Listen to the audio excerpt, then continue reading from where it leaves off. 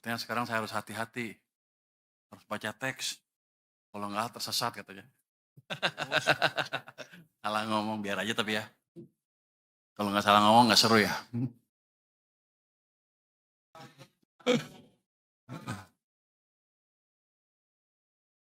Saya mulai ya.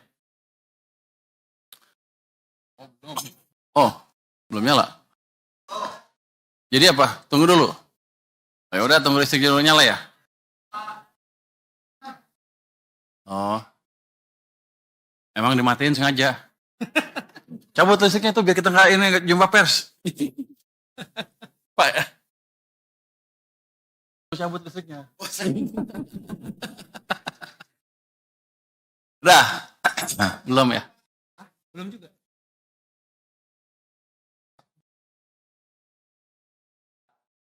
Dicabut kayaknya dicabut. Tadi AV udah tanya pertanyaan bocoran tadi, curang dia. Benernya kumparan ya? Kamu kumparan? Kamu dari kumparan ya?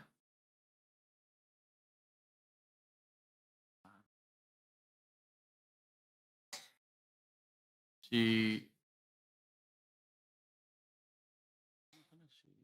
siapa ya? Apa namanya? Salah satu bos kumparan, gue lupa sih. Masih belum. Itu apa? Sebagian pakai baterai.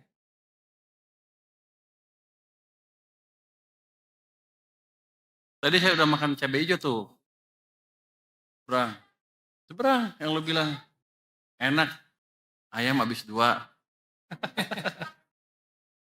Oh, enggak dikasih tahu tempenya. Enggak ada. Kalau lu aja nggak mesen kali. Kol goreng ya? Baru enak kol goreng baru tahu. Saya pikir itu apa tadi? Dah. Siapa ya? Tadi belum mulai.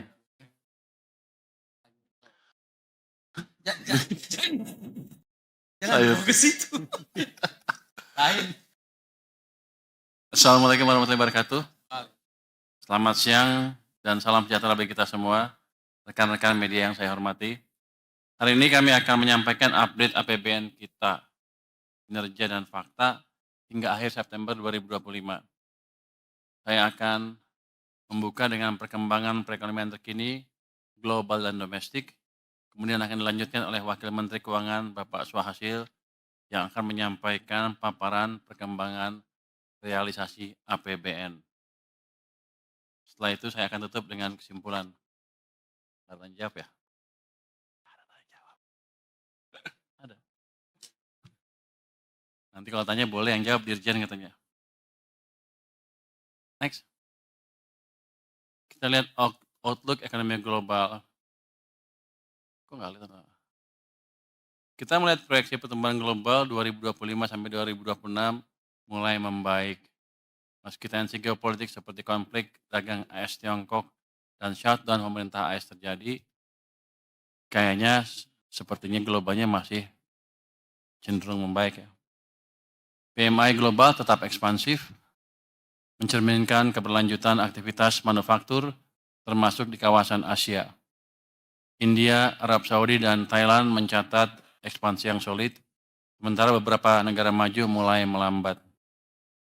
Ekspansi pasar juga mencerminkan peluang tinggi penurunan suku bunga oleh The Fed. Ini bisa menjadi katalis positif bagi aliran modal ke emerging market, termasuk ke Indonesia.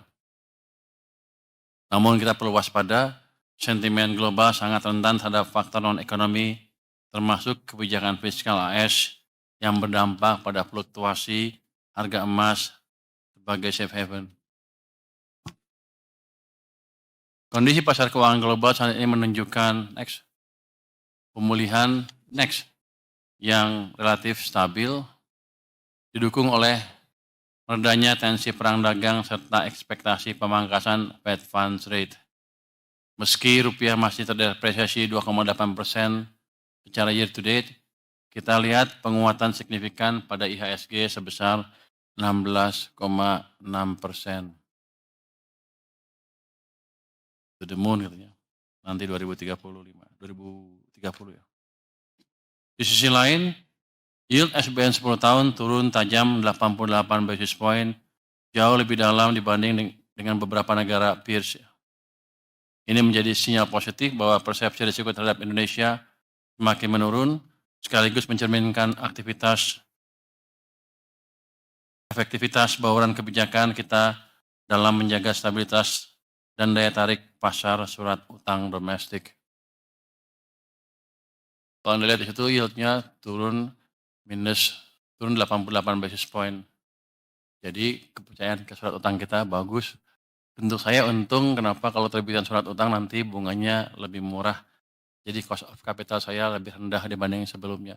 Ini juga menggambarkan kepercayaan investor asing dan domestik terhadap masa depan ekonomi kita yang dianggap stabil dan mungkin kedepannya akan lebih bagus lagi prospeknya.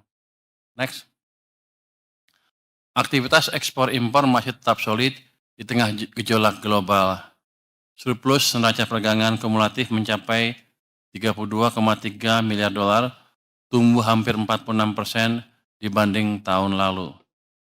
Ini ditopang oleh ekspor non migas yang naik 9,1% year on year, khususnya sektor hilirisasi logam dan pertanian. Kinerja ekspor juga positif, naik 7,7% year on year, sementara impor tumbuh lebih moderat di 2,8%. Ini mencerminkan permintaan domestik yang masih terjaga. Ke depan kita akan terus mendorong perluasan pasar ekspor dan penguatan industri berbasis nilai tambah. Next. Kepercayaan investor tetap terjaga, berikutnya. Di tengah dinamika global, spread SBN kita terhadap US Treasury terus menyempit, mencerminkan risiko kurs dan negara yang kian terkelola. Yield SBN 10 tahun turun dari 6,97% ke 6,09% sejak awal tahun. Dan spread yield SBN US dollar juga stabil di bawah 100 basis point. Ini terendah sepanjang sejarah? Belum. Kalau yang 6,09? Enggak. Yang yield 6,09 terendah ya? Ada ya? Anda lihat ya, itu yang atas, yang tengah atas itu kan 6,09. Mungkin terendah sepanjang yang saya tahu ya. Ini artinya cost. Jadi cost bukan spread, yieldnya. Jadi cost of capital untuk keuangan lebih murah dibanding sebelumnya. Ini menggambarkan ya orang lebih percaya keuangan kita, dan ya walaupun saya nggak suka utang banyak-banyak, tapi kalau utang jadi bunganya murah. Jadi biaya pembangun akan turun terus ke depan.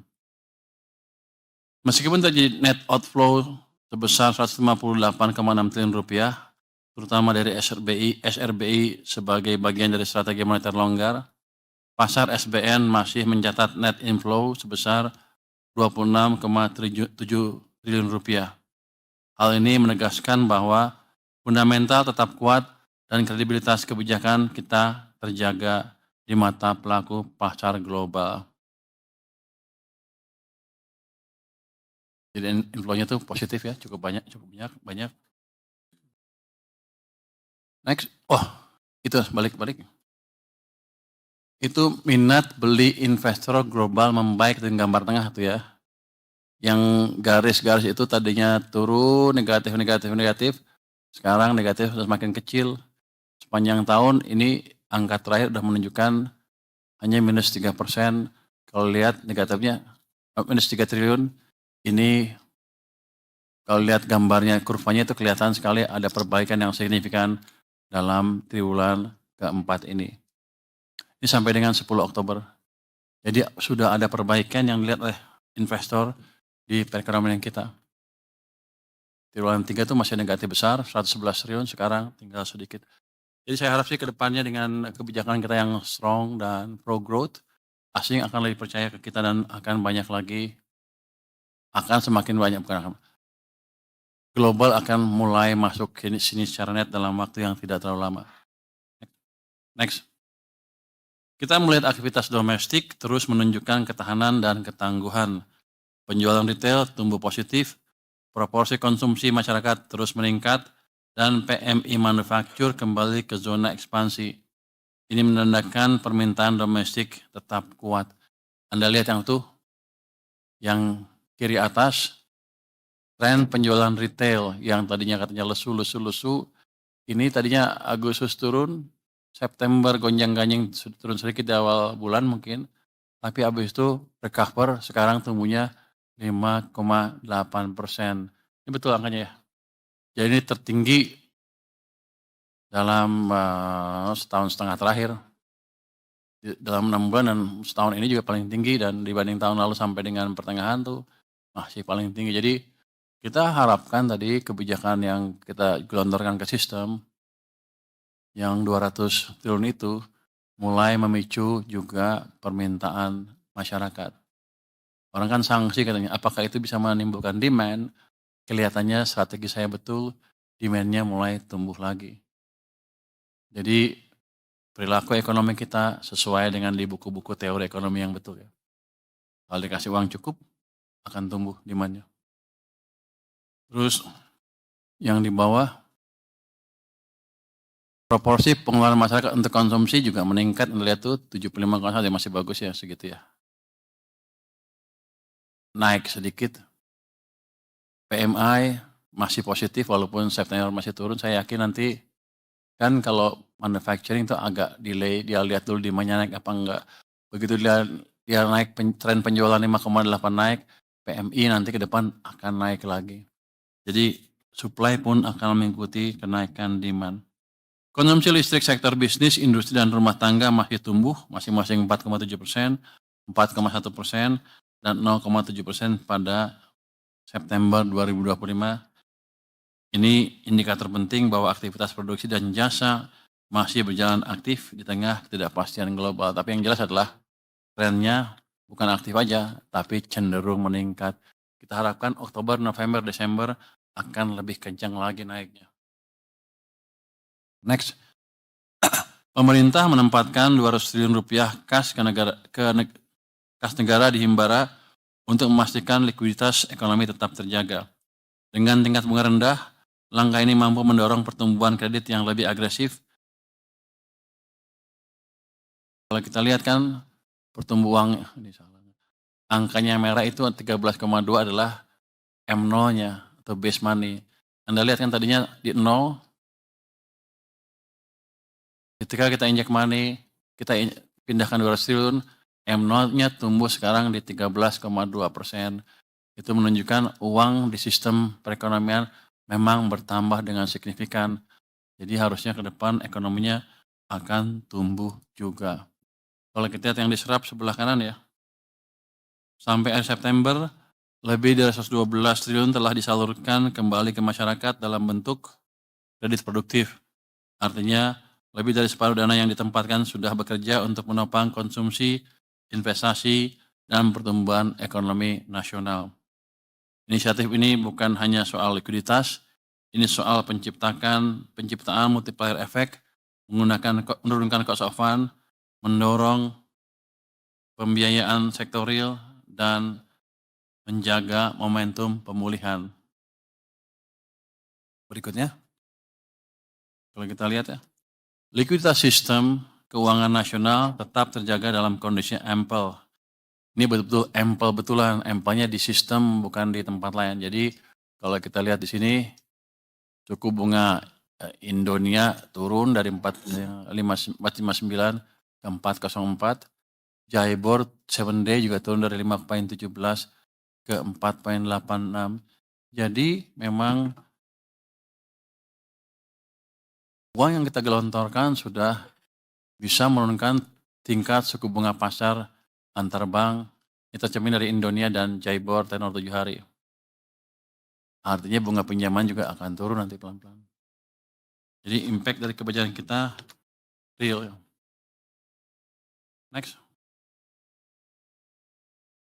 Kita lihat sekarang perkembangan indikator asumsi dasar ekonomi makro 2025. Secara umum, realisasi indikator ekonomi makro hingga September 2025 berada dalam lintasan yang sejalan dengan asumsi APBN, dengan beberapa indikator menunjukkan kinerja yang lebih baik dari perkiraan awal. Pertumbuhan ekonomi triwulan 2 tercatat 5,12%, lebih tinggi dibandingkan dengan triwulan pertama. Dibandingkan dengan tahun 2024 sebesar 5,03%, dan sejalan dengan target APBN sebesar 5,2%.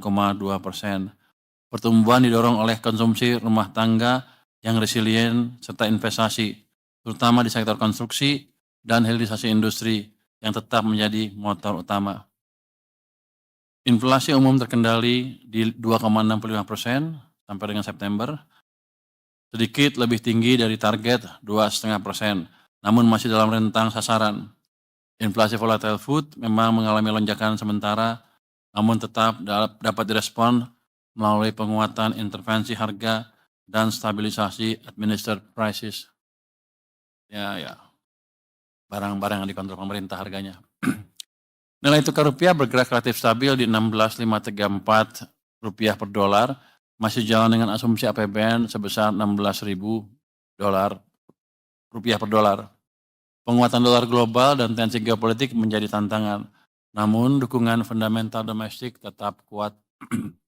Saya sih yakin nanti triwulan keempat, begitu mereka tahu memang ekonomi ada perbaikan arah pertumbuhannya ke yang lebih bagus, pasti modal-modal asing akan masuk ke sini lagi dan rupiah akan cenderung lebih kuat dari yang sekarang. Yield SBN 10 tahun kini berada pada level 6,09%, lebih rendah dibandingkan dengan asumsi APBN yang sebesar 7%. Kalau gini, salah asumsinya. Masa miss-nya 1%.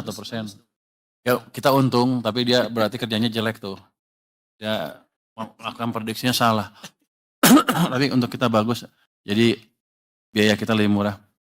Dari sisi eksternal, harga minyak mentah Indonesia per akhir September 2025 tercatat di 66,81 dolar per barrel, lebih rendah dari asumsi APBN sebesar 82 dolar per barrel.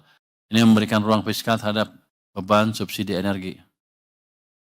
Ini salah lagi prediksinya jadinya. Bagus, tapi kita untung. Cuman gaji lu tetap dipotong.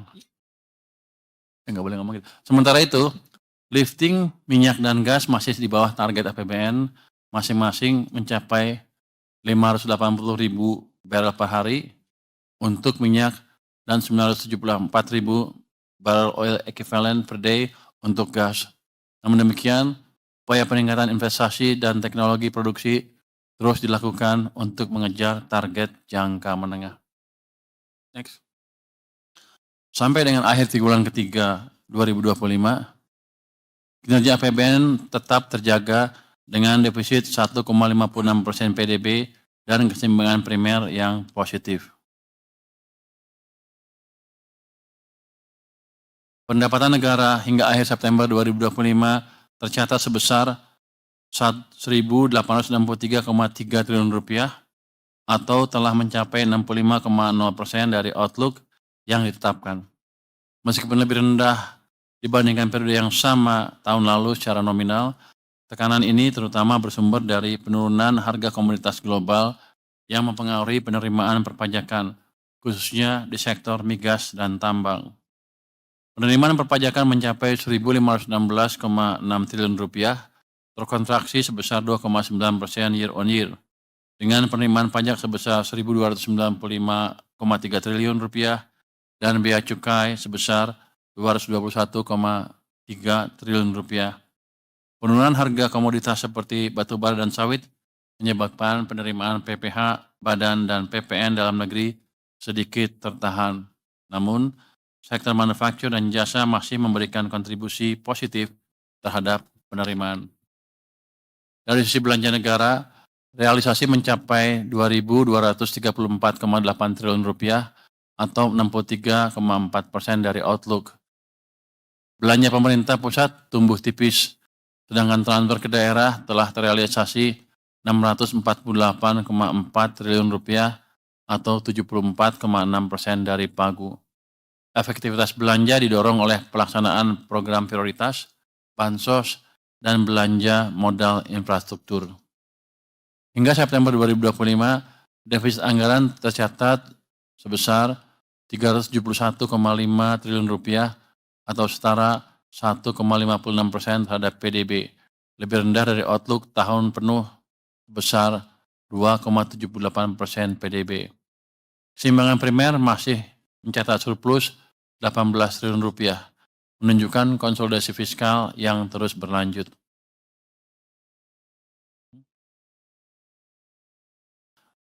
Tren ini menunjukkan APBN tetap adaptif dan kredibel, menjaga keseimbangan antara dukungan terhadap pemulihan ekonomi dan kesinambungan fiskal dalam jangka menengah.